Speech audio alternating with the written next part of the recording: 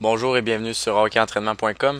Aujourd'hui, je vais vous montrer comment faire une sortie de zone standard en powerplay. Alors, pour commencer, ça ici, c'est le positionnement de base qu'on veut lorsque l'autre équipe a réussi à faire un dégagement dans notre zone.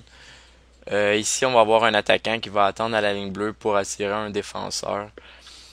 Et puis, si les défenseurs sont trop avancés, ça pourrait créer un breakout, qui est un échappé. Puis ici, on va avoir notre deuxième attaquant qui va attendre à notre ligne bleue pour venir faire une loupe vers le centre pour créer une option de passe. Alors, pour commencer, ce qu'on attend, dans le fond, des trois joueurs dans la zone, c'est pas très compliqué. Ici, on veut le premier attaquant qui va venir faire sa loupe sur le bord de la bande.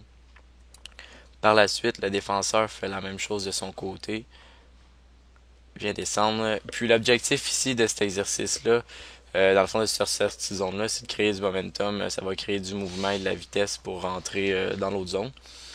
Alors, rendu ici, le défenseur, habituellement, il devrait prendre le choix de sortir d'un côté ou de faire une passe directement à un des deux joueurs. Pardon. Ok, là, il a fait sa passe. Ce qu'on veut du premier joueur ici, le premier attaquant, dans le fond, c'est de venir créer. Oups, pardon. Donne-moi 2 petites secondes. C'est de créer une option de passe en venant croiser vers le centre. Par la suite, le défenseur ici, c'est sûr qu'il ira pas vers le centre parce que ça va faire trop de joueurs au centre puis il va être inutile. Il peut longer la bande ici.